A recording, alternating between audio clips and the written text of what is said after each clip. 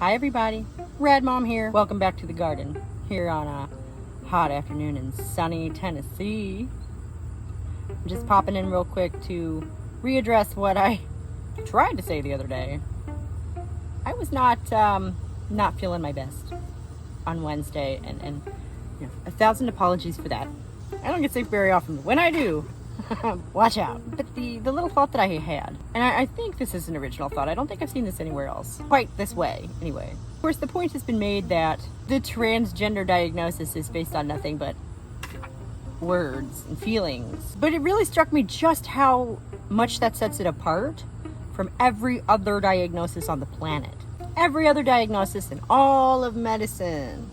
Talking both physical and psychological. This struck me because I was recently, in the last couple of years, diagnosed with ADHD as an adult, which is fun, as anyone can tell you.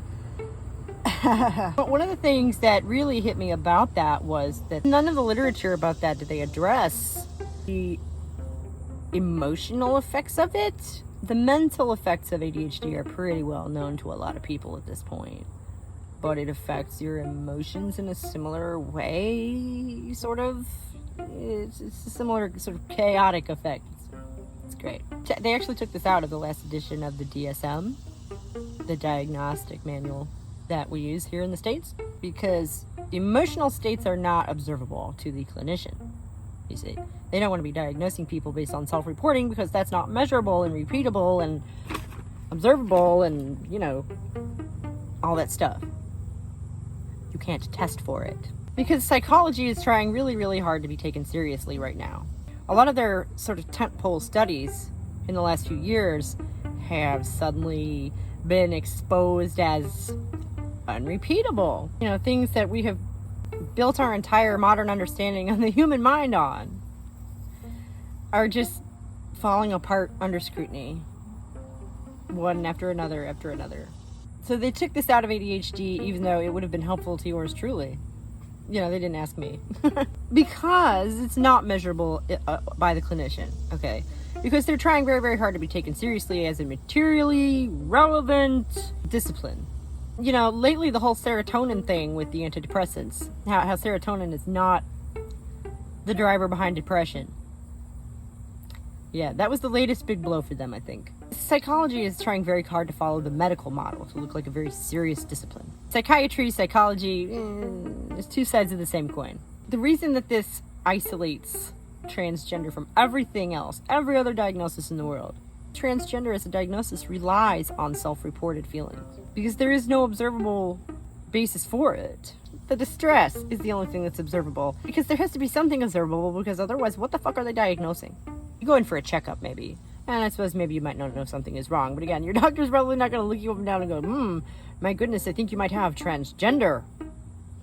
We have to run some tests. No, they're not, because there are no tests to run, are there? That's what the medical model is supposed to do, acknowledge the reported discomfort of the patient and investigate the observable phenomena.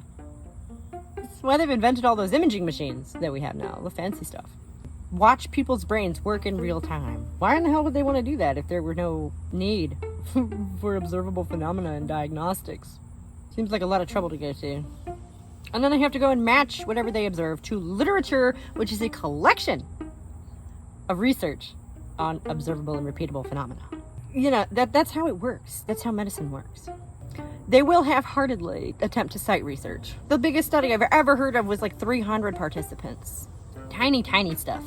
It's not going to be representative of the greater population.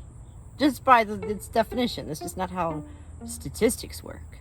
The fact that transgender people are insisting that we rely on their self-reported feelings for their diagnosis makes them different than every other anything on earth. Everything. There's diagnostic criteria of some kind of observable phenomena for everything under the sun, y'all. From bipolar to cancer, okay? They're trying to make a diagnosis out of emotional distress and cross-gender behavior, which is some sexist bullshit, naturally.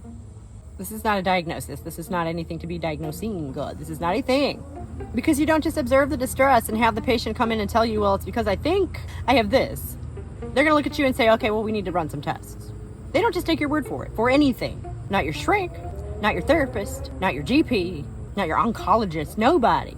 It's not how medicine works. And I hope I am making my point succinctly because I think this is maybe the biggest flaw in the whole thing. Because in order to get the treatment that they needed to make it some kind of a medical thing. Because in order to transition properly, you have to have some sort of medical intervention, don't you? Otherwise, you're going to turn into the wrong gender. Oh my God. Even though gender and sex are completely different.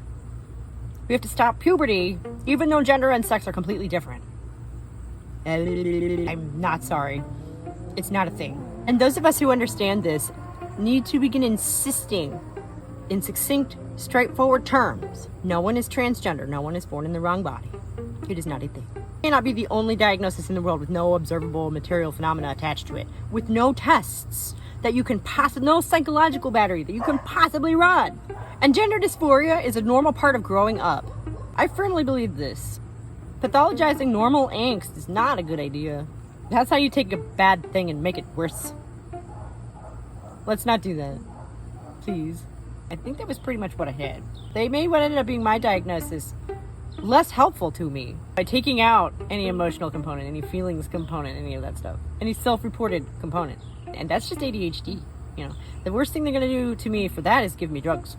They're not going to be doing any kind of invasive surgeries on me to try and cure my ADHD, or they know. I'm just stuck with it. And so psychology is in big trouble. I truly do not understand what in the hell they think they're going to accomplish by rubber stamping transgender, allowing this to just mushroom like the fungus that it is. They're certainly not going to be doing their credibility any favors. No. As I've said in the last couple of videos last week, there are some lawsuits coming down the pike now over in the UK. And here over in North America, on both sides of the border, we appear to just be doubling down on this shit for the moment. But man, the number on that Tavistock, I think it was, in the billions? It's nuts. They actually managed to scare them. That will scare some other people. I've noticed over the years that is one thing that does frighten some greedy sociopathic people is court orders against them to try and make them pay money. That makes them nervous. They don't like that. So if that starts happening, well, we might see some much quicker shifting of the sands over here as well. And I really just can't wait to see them speak truth to power on the stand and say all the things that we all know to be true and that have been true all along. Y'all some brave women. Thank you. Who knows? Maybe in our lifetimes we will see a world where we don't have to worry about any of this shit. Wouldn't that be wonderful? There's a nice positive thought to leave on. So we'll leave it there. Thanks for sticking with me. Thank you so much for tuning in. I have been Rad Mom, sitting out here in the garden doing feminism from a materialist perspective with you. Medicine works from a materialist perspective as well, I guess is my point here. Except for transgender. Magically. I've been Rad Mom, and I'll see y'all next time. Bye.